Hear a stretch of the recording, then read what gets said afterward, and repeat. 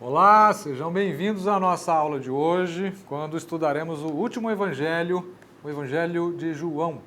Nós já tivemos a oportunidade de ver o período interbíblico, Mateus, Marcos, Lucas, na ordem Marcos, Mateus e Lucas, a ordem do antigo, mais antigo, o primeiro evangelho escrito Marcos, depois Mateus e Lucas, e hoje nós vamos ver o único evangelho que não é o quê? Você se recorda como são chamados os três primeiros? Evangelhos sinóticos, são olhados, vistos em conjunto.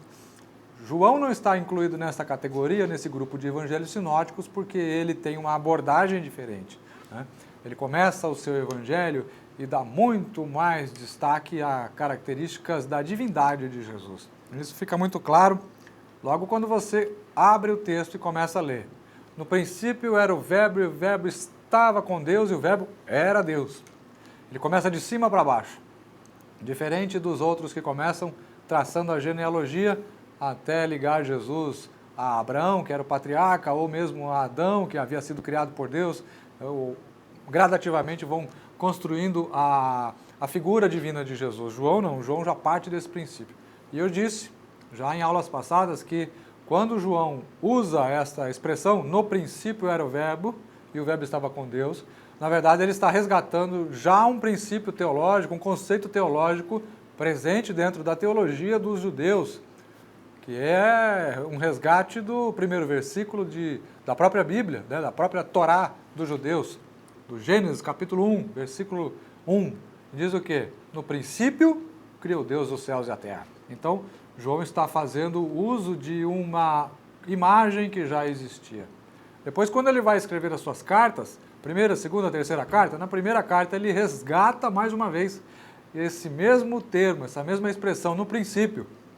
Mas quando formos estudar as cartas, eu novamente tocarei nesse assunto e você vai se lembrar, vai fazer essa associação aí.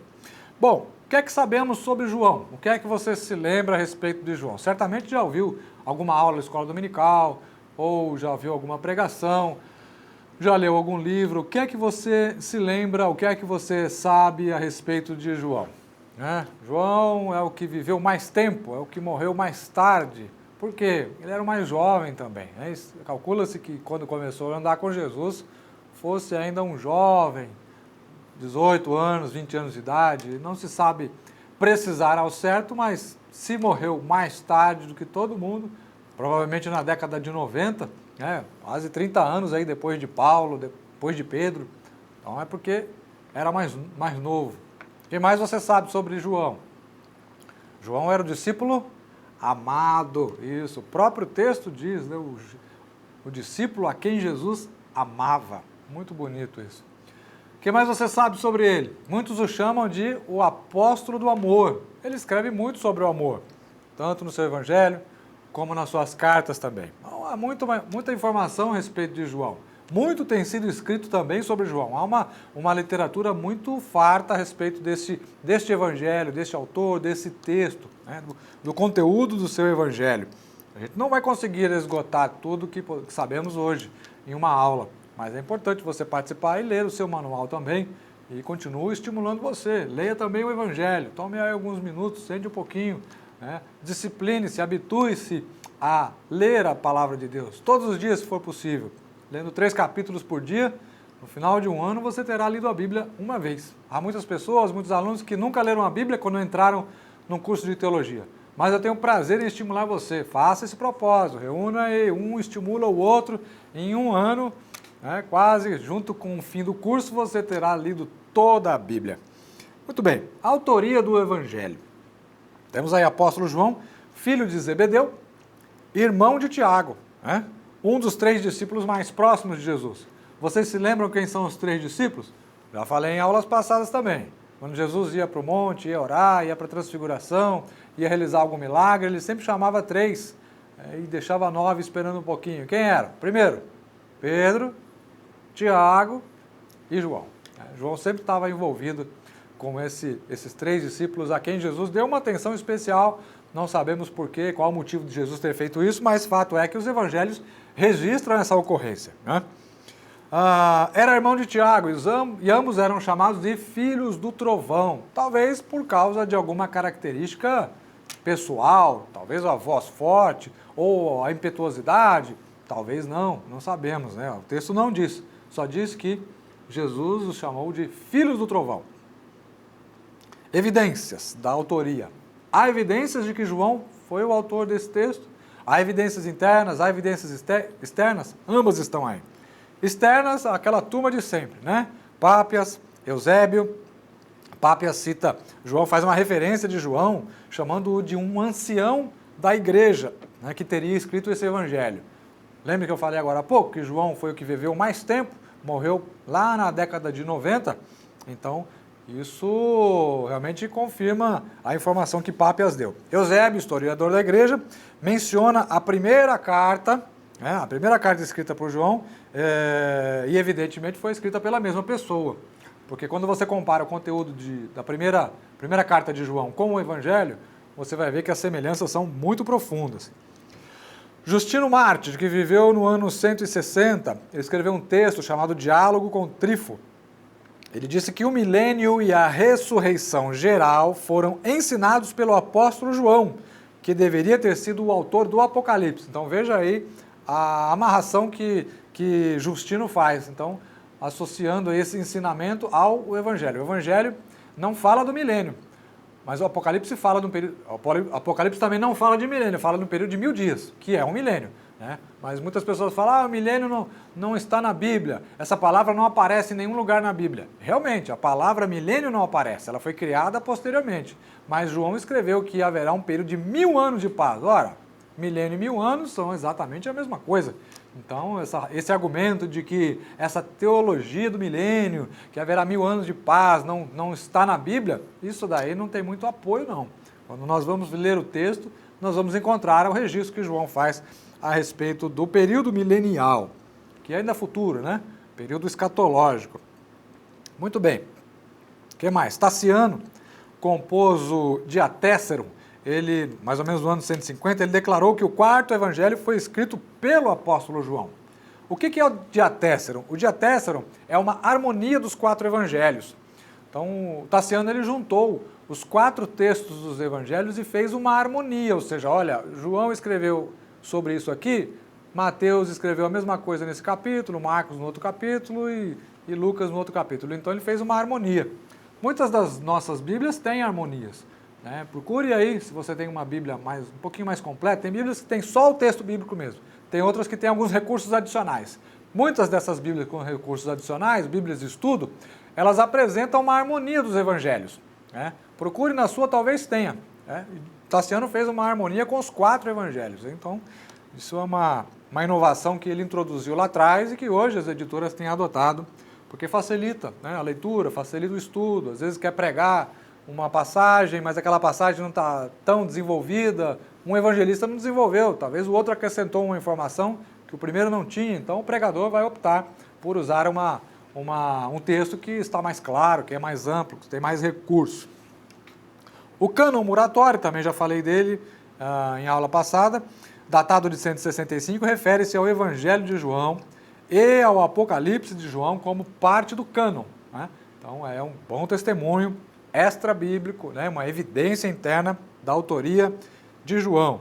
Teófilo de Antioquia, 165, também refere-se ao Evangelho de João. Esse Teófilo provavelmente não é o destinatário de Lucas, tá? Pelo ano.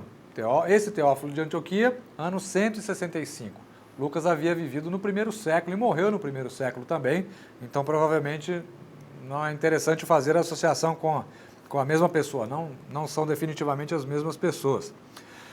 Tertuliano, já no 3º século, né, faz uma citação de quase todos os capítulos do Evangelho de João. Então, Tertuliano escreveu e, à medida que ele escrevia a sua teologia, ele resgatava algum texto de João, o que dá apoio à autoria joanina. E Clemente de Alexandria, que também é um famoso erudito, profundo estudioso da cidade de Alexandria, lá no norte da África, no ano 220, cita quase todos os capítulos também do Evangelho de João. Então, há uma farta documentação extra-bíblica dando apoio à autoria joanina, a autoria de João para este é o Evangelho. E algumas delas, como vimos, associando à carta ou ao Evangelho, ao Apocalipse escrito pelo mesmo autor. Evidências internas. Há evidências internas? João deixou rastros, pistas de que ele era o autor? Houve um estudioso, um pesquisador do século passado, fim do século passado, D.F. Scott, escreveu no seu comentário sobre João, argumentando o seguinte: quem escreveu esse evangelho foi judeu da Palestina, conhecia muito bem a terra, foi escrito por uma testemunha ocular, alguém que viveu com Jesus. De fato, João, capítulo 19, capítulo 20, 21, ele escreve isso, né? Eu andei com Jesus, sou testemunha, o que eu escrevi, lá nas suas cartas ele vai escrever, aquilo que vimos, nossas mãos tocaram, nossos olhos viram e nós atestamos, isso é o que também escrevemos. Então, ele está dizendo, em outras palavras, eu sou testemunha ocular da história, eu vi, cheirei, farejei, toquei, almocei com ele, oramos juntos, participamos das mesmas missões, né? Estivemos juntos durante 3 anos e meio. E há um estudioso aqui que fez um comentário sobre isso por causa do nível de detalhamento que João insere no seu texto.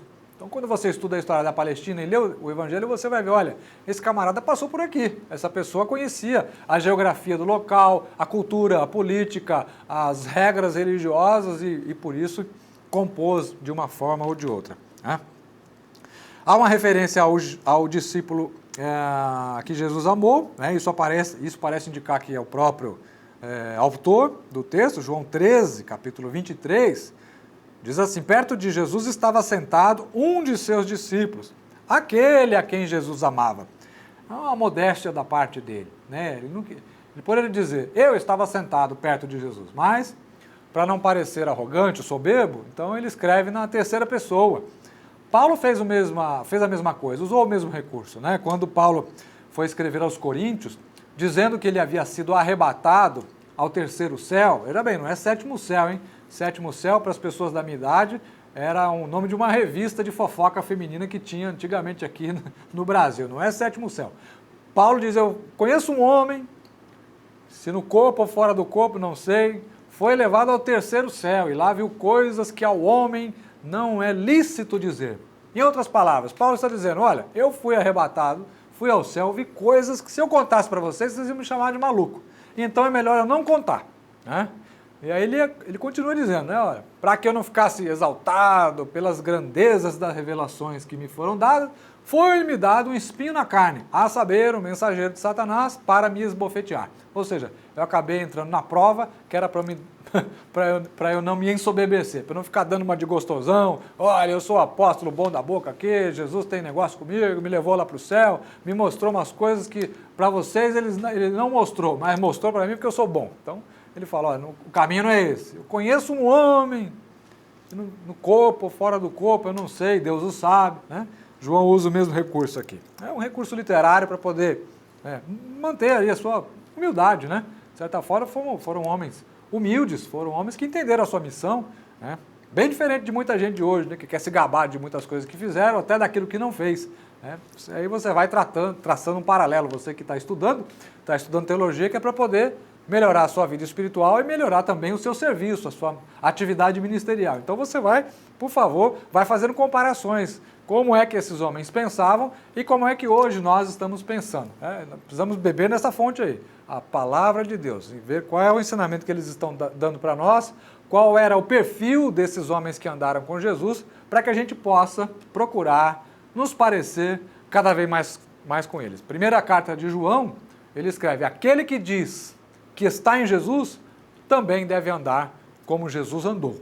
Então, como é que Jesus andou e como é que nós estamos andando, né?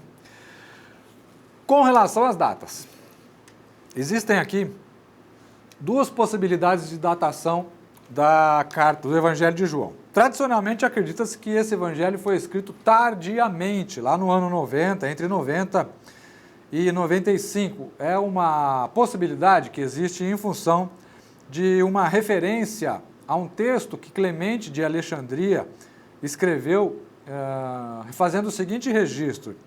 João escreveu para complementar aquilo que os outros evangelistas tinham escrito. Ou seja, os sinóticos, os evangelhos sinóticos, Mateus, Marcos e Lucas, né?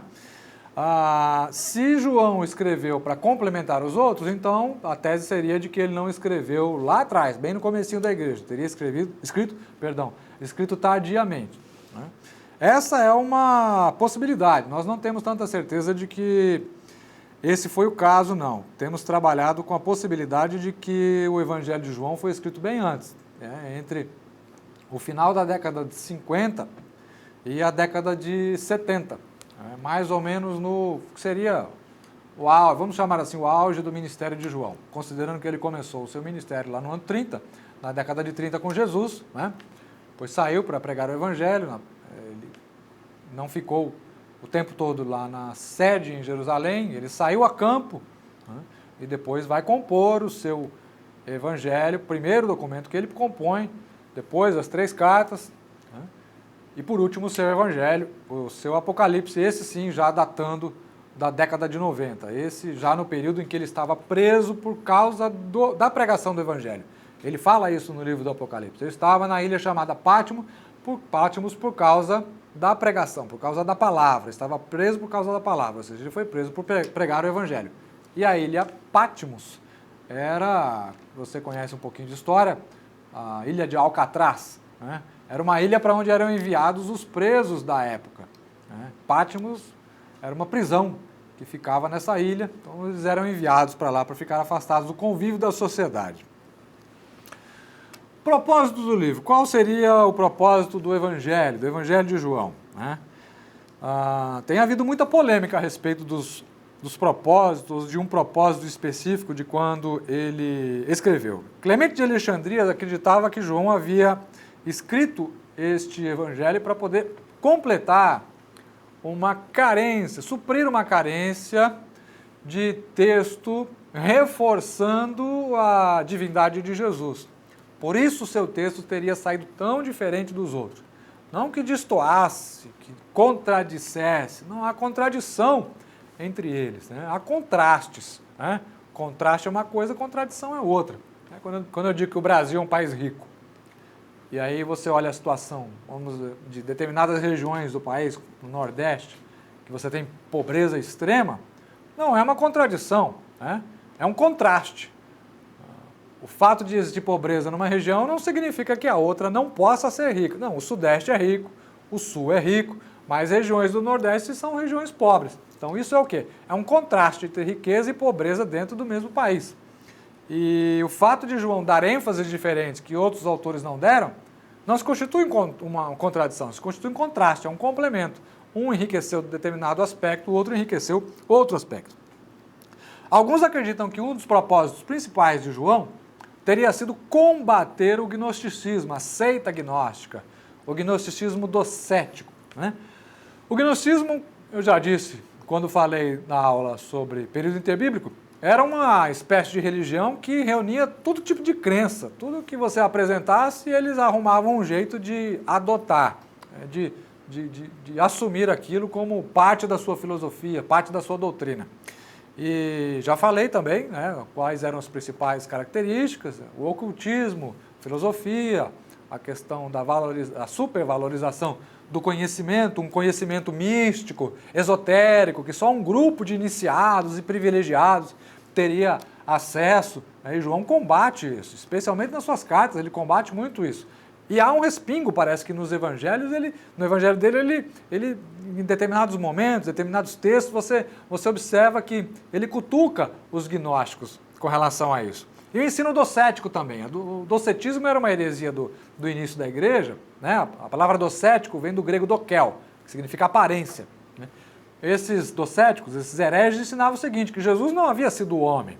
Ele era Deus, ok, tudo bem, até aí concordamos, mas ele não era homem, né? Ele tinha aparência humana, ele tinha uma aparência física. De onde é que tiravam isso? Daquela filosofia de Platão. Platão falava que as coisas boas eram as coisas do espírito, do pensamento, o mundo ideal. O mundo material, isso aqui é tudo poluído, tudo contaminado. Então, se Deus é bom, Deus é espírito, ele tem que ficar no reino do espírito. Se esse espírito se misturar com a matéria, significa que, duas coisas, ou que o espírito se contaminou com a impureza da matéria e, portanto, foi diminuído, ou que ele não era tão Deus assim, né? Então, o que eles criaram? Criaram uma teoria, uma teologia, dizendo que a humanidade de Jesus era uma impossibilidade. Ou, se Jesus de fato foi homem, então deixou de ser Deus, deixou de ter todo o poder, porque é impossível que um Deus bom e poderoso e santo se misture com uma matéria contaminada, menor, impura. Então essa era a filosofia. Então João vai enfatizar a divindade de Jesus sem negar a sua humanidade. Ele vai dar destaques à humanidade de Jesus. Como eu disse, nas cartas ele fala, nós ouvimos, tocamos, vimos, Jesus teve fome, teve sede, teve cansaço, Jesus chorou. Então são coisas de homem, são destaques dados à humanidade. Ele não era simplesmente uma aparência, não era só o doquel, só uma holografia, não era isso. Era uma pessoa histórica, um Jesus real, palpável. Tudo isso é importante você destacar. Há heresias hoje, há seitas heréticas hoje, que negam também a divindade de Jesus, outras negam a humanidade de Jesus. Essas seitas elas só vão mudando de nome, porque elas começaram lá atrás e hoje elas são os mesmos ensinamentos. Os religiosos, alguns hereges conseguem preservar o mesmo ensinamento, só muda de nome, muda uma característica ali, mas elas vão seguindo. Fala que o Espírito Santo é uma força. Lá atrás também já tinha gente, que há 2000 anos tinha gente que falava que o Espírito Santo era uma força. Hoje tem algumas seitas, você vai ter uma disciplina, uma matéria chamada Seitas e Heresias. Você vai estudar sobre isso, vai aprofundar mais. Mas isso é só uma pincelada, O assunto é vasto, é extenso. Um dos propósitos que tem sido também apresentados como pretendidos por João era produzir fé. A palavra crer aparece mais de 100 vezes no seu evangelho. Então isso seguramente era um propósito que estava no seu coração, Senão ele não teria dado tanto destaque a esta palavra. E ao ato de crer também, Muito bem, avançando aí no manual, se você está acompanhando comigo, conteúdo do livro. Então você tem aí algumas divisões, o prólogo, o período de reflexão, apresentando Jesus como o objeto da fé, em quem que nós devemos crer? Devemos crer no homem Jesus, no Deus Jesus, no Messias. Então, Jesus é apresentado como aquele em quem se deve depositar a fé. Se devemos crer, João está falando 100 vezes que devemos crer em quem? Ele é o objeto da fé. E aí algumas outras divisões que são propostas, como eu já disse, é uma proposta de divisão para estudo do livro. Há outras propostas que podem ser feitas em cima do Evangelho, e eu não quero me deter muito nelas, porque eu quero falar um pouco sobre essas peculiaridades aqui. Vamos lá então. No prólogo, a genealogia de Jesus, ela vai até Deus, completamente diferente das outras genealogias apresentadas por Lucas e Mateus, Considerando que Marcos não apresentou genealogia, por quê? Você se lembra disso? Quem se lembra quem era o propósito, quem era o leitor, quem era o destinatário? Eram os romanos. Os romanos não entendiam nada de judaísmo, não sabiam quem eram esses personagens. Então não adiantava ficar escrevendo sobre genealogia de personagens e personalidades que os romanos não entenderiam. Isso entediaria os seus leitores. Então, Marcos ignora essa informação. Mas Mateus e Lucas não. Mateus e Lucas traçam uma genealogia. E João faz diferente. Ele liga Jesus até Deus.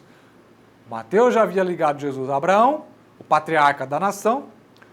Lucas havia ligado Jesus a Adão, o primeiro homem ideal. E agora João faz o quê? Liga Jesus a Deus.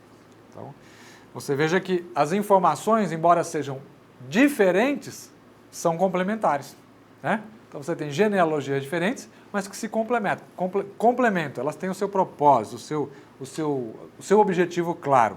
E à medida que você vai estudando, você vai conseguindo montar esse grande quebra-cabeça e montando aí o seu entendimento a respeito dessas questões que às vezes as pessoas perdem, Por que tem isso? Por que foi escrito aquilo? Para que serve uma genealogia? Quem é que vai ficar lendo genealogia? Quando você estuda um pouquinho, você sabe para que vai servir, qual a finalidade delas. O relacionamento de Cristo com o Pai, o verbo que estava com Deus e o verbo que era Deus. Então, Jesus não somente se relaciona com Deus, Mateus vai dar esse destaque, Ele e o Pai são um.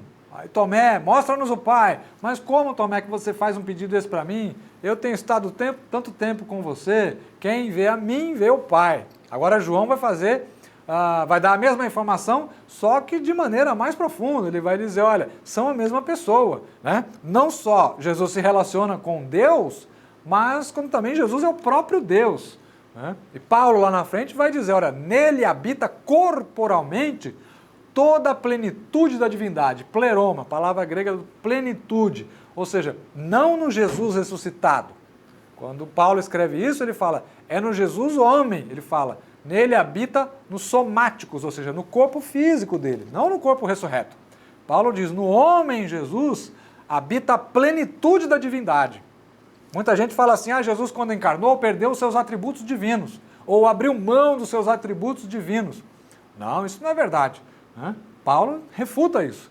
Ele fala, na pessoa do homem Jesus habitava a plenitude da divindade, ou seja, nada ficou de fora, à exceção da glória, né? Jesus abriu mão da glória, mas a glória é uma outra questão. A glória não é um atributo incomunicável de Jesus. Os atributos incomunicáveis são a onipotência, a onisciência, né? A onipresença, a eternidade. Esses atributos Jesus não transferiu, por isso são chamados atributos incomunicáveis, e também não abriu mão dele. Ele abriu mão da sua glória.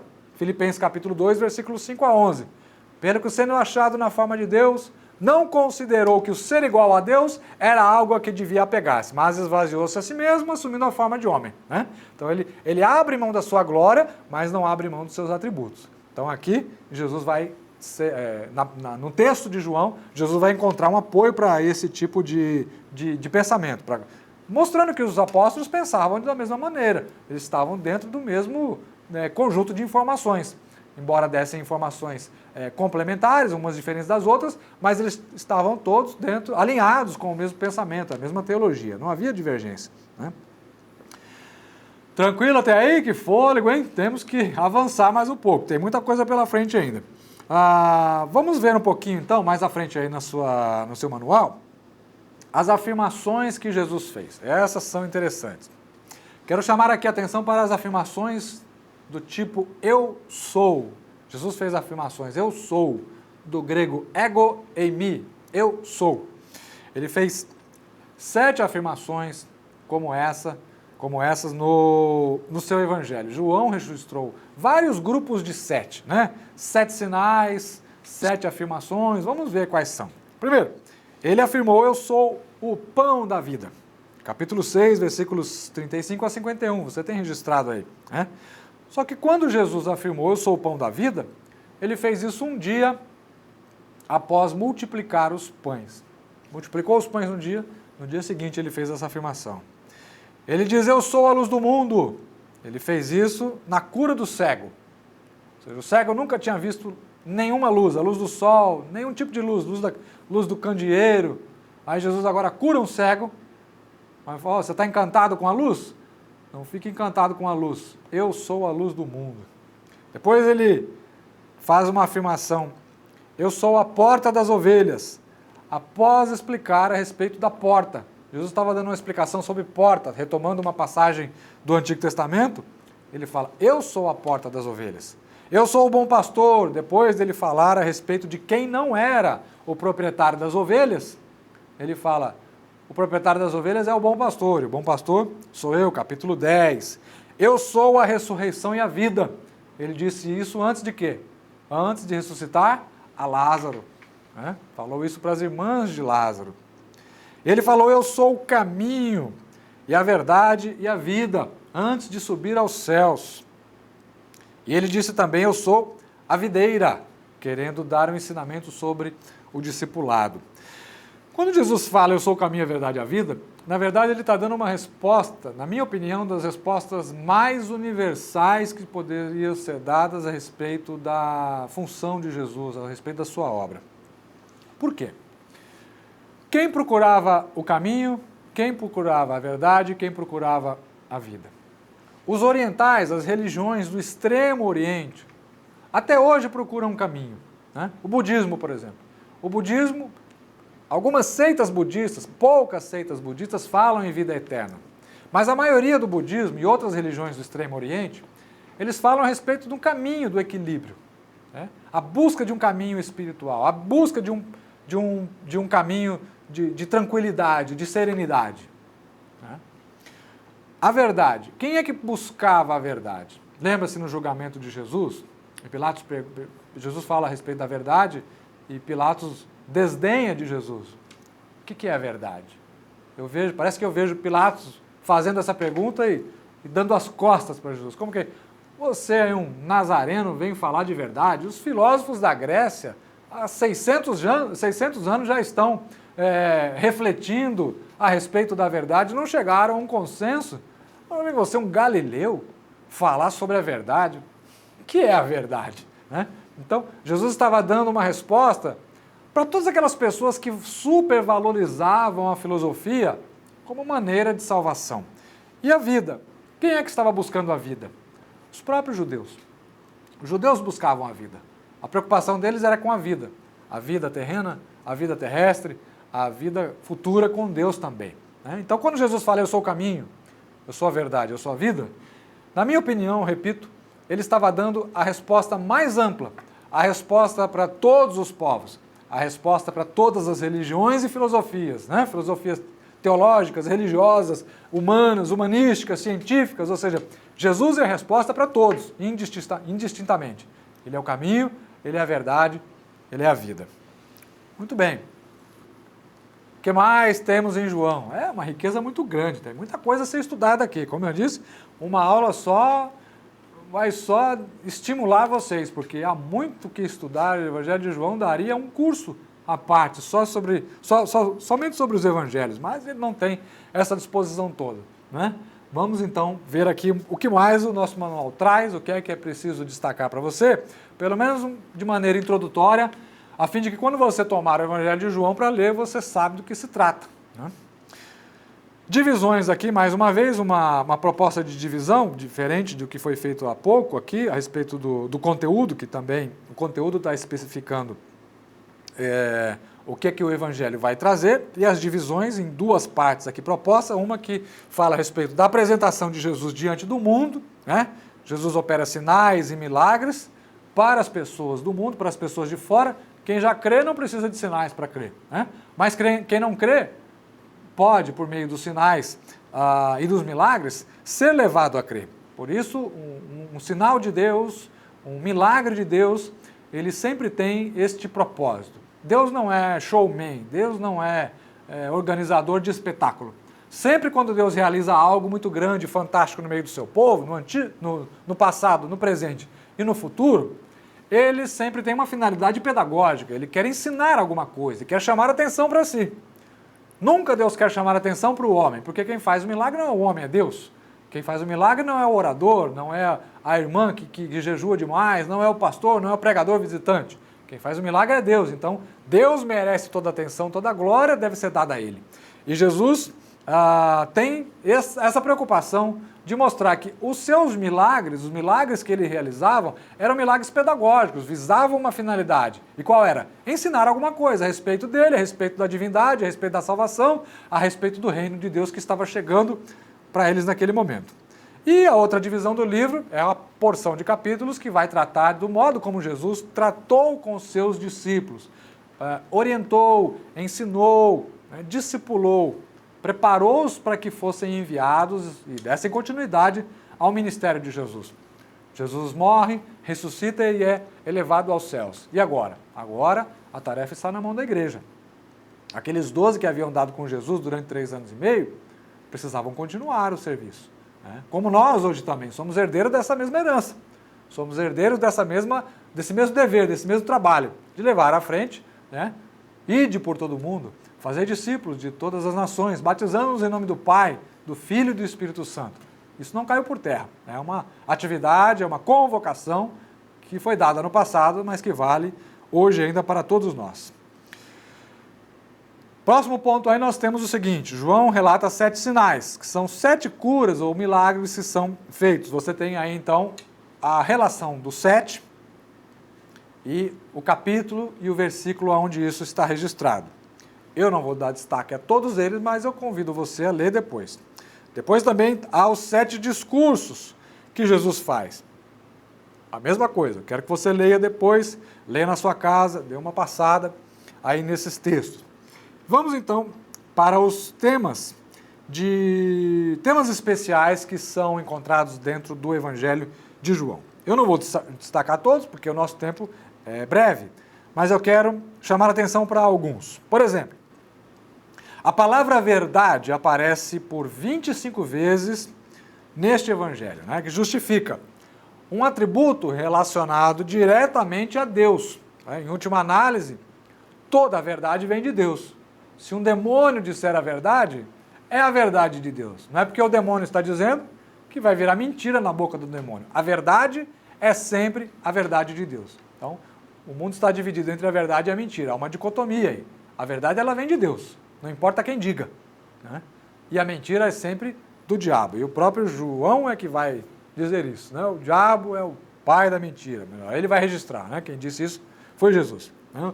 O professor Bockmann, já falecido, era um estudioso alemão, diz que o significado dessa expressão, dessa palavra verdade, é principalmente a realidade de Deus. O mundo real de Deus é o mundo verdadeiro.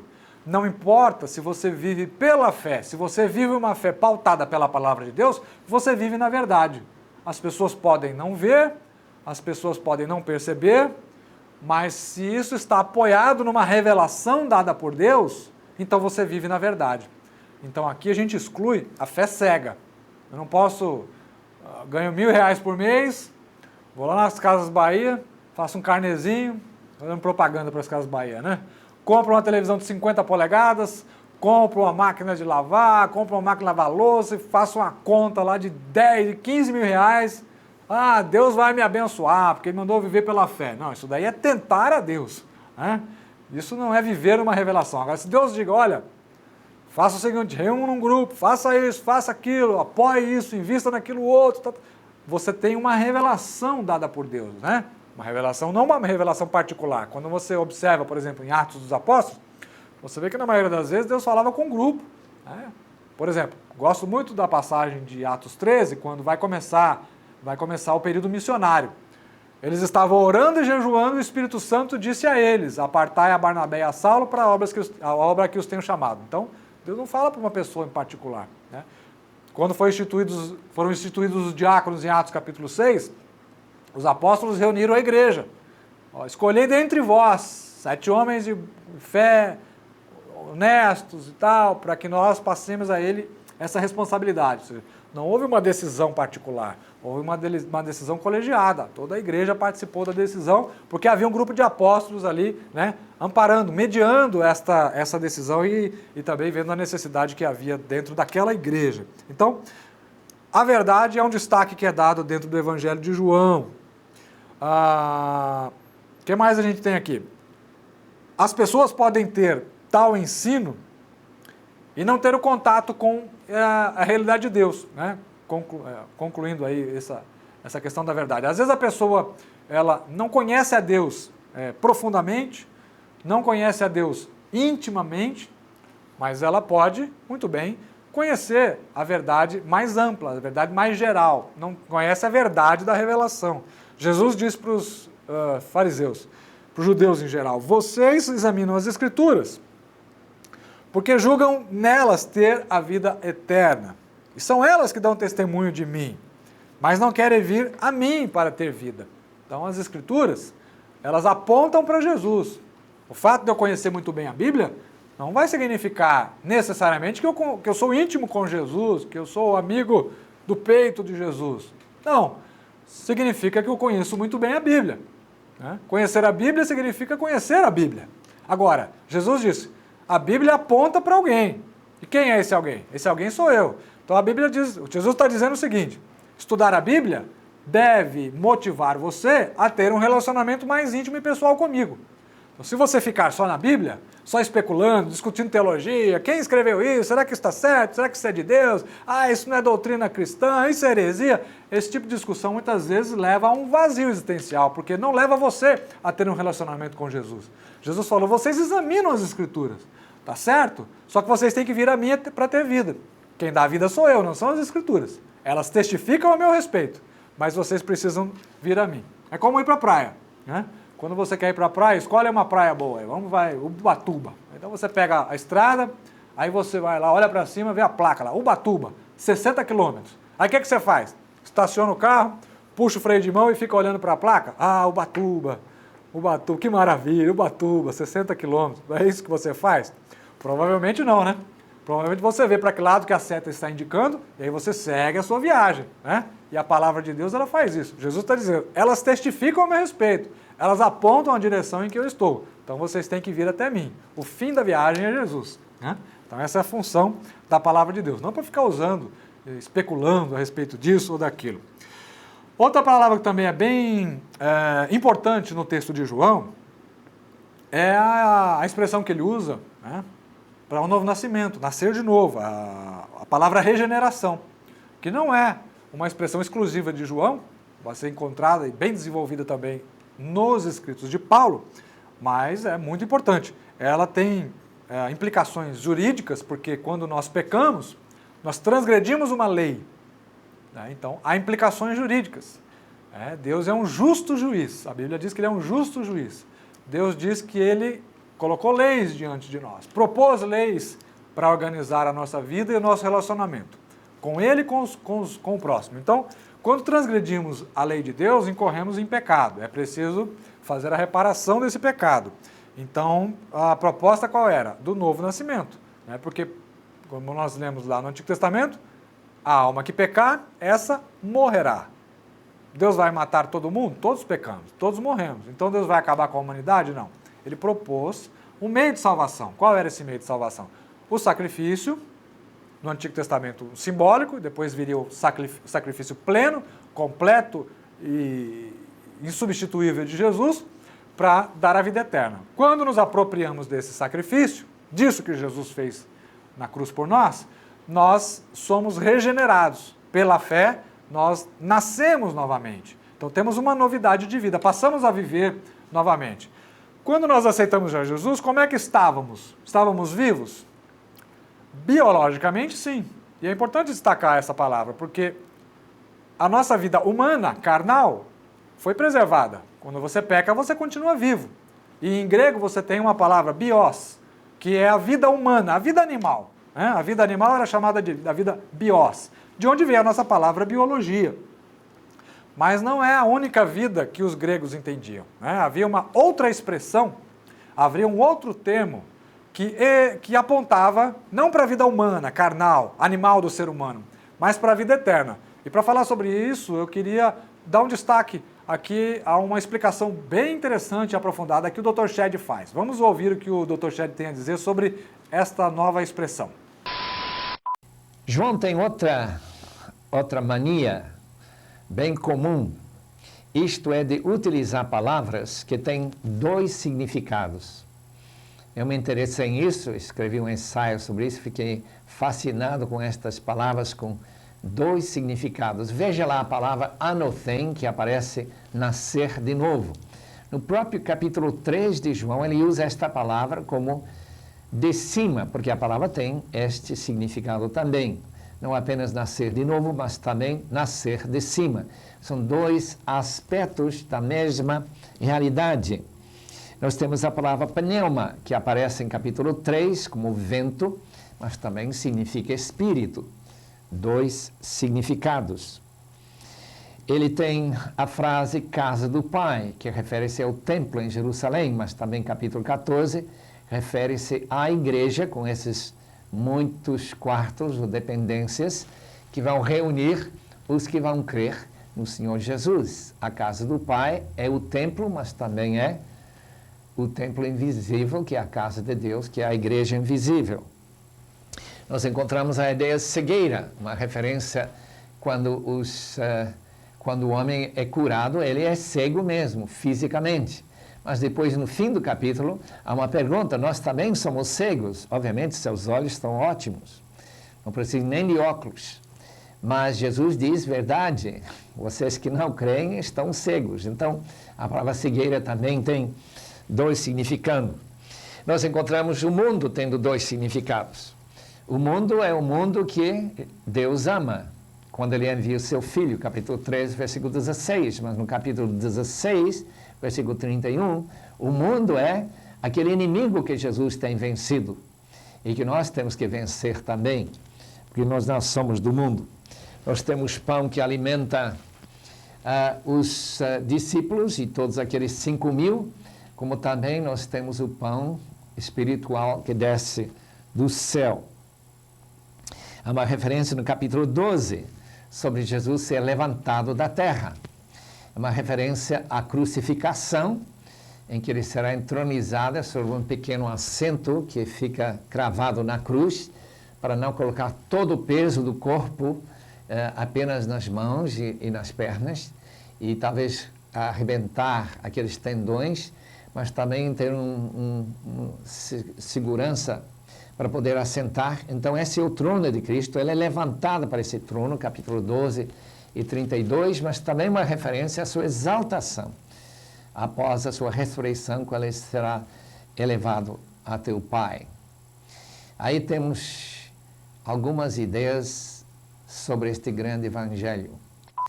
Muito bem. Viu como acrescenta? Enriquece mais a nossa compreensão, né? Eu vim para que vocês tenham vida e a tenham em abundância. Jesus está usando a palavra zoe, o zoé, né? Zoe é a pronúncia correta. O acento ele fecha, ele agrava a pronúncia. Então, eu vim para que vocês tenham vida espiritual em abundância. Eu vim para que vocês tenham a natureza divina, aquela que foi perdida no Éden por Adão, né? Então Jesus falou, eu vim para que vocês resgatem aquele antigo modo de viver que Adão perdeu. Então nós estamos fazendo o caminho de volta para o paraíso. Vamos para lá, né? Vamos para lá e vamos ter os mesmos privilégios, provavelmente, que Adão teve quando não cometeu pecado, antes da queda. João também no capítulo 4 dá um destaque muito grande para a adoração. Ele fala sobre a adoração de uma maneira diferente. Diz que Deus não está procurando muitas das coisas que são postas hoje em dia na igreja. Ele está procurando adoradores. Então vamos olhar com carinho e atenção para essa característica. Deus está procurando adoradores. Às vezes nós estamos querendo fazer coisas que... Será que para Deus estão valendo? Será que Deus está recebendo com o mesmo prazer, o mesmo carinho do que se estivéssemos adorando a Deus? Há muitas coisas para serem feitas, mas o que estamos fazendo de fato tem sido recebido por Deus? João capítulo 4, fica a dica para você ler. E há outros destaques mais que ele dá, fala a respeito do tema da Santa Ceia, né? Um grande capítulo ele fala sobre a ceia, seu corpo, seu sangue sendo derramado, partido para que as pessoas tomassem. João também quem traz o maior registro contínuo de um texto sobre o Espírito Santo, está ali no capítulos 14, 15 e 16. Lucas fala muito sobre o Espírito Santo, pneuma, você recorda na aula passada? Mas ele fala em momentos específicos. João não, ele faz um registro extenso sobre a obra do outro Consolador. Jesus chama ele de outro Consolador, dizendo, eu sou um, ele é o outro. Eu vou para o Pai, rogarei, ele enviará a vós o outro Consolador, que estará convosco, estará em vós, né? Ou seja, dentro de nós, não ao nosso redor, mas dentro de nós. Olha, há muita coisa no Evangelho de João, é um evangelho, um texto rico. E eu quero que você leia, se não fez ainda, leia o manual, se possível confira as passagens bíblicas, folheie a sua Bíblia, vá conferir o que o texto diz e o que as Escrituras dizem. Você é o maior beneficiado com isso, ok? Espero que você tenha gostado bastante dessa nossa aula sobre o Evangelho de João. Nós vamos continuar na próxima aula falando sobre o livro de Atos, o primeiro livro histórico do Novo Testamento. Até lá, que Deus te abençoe!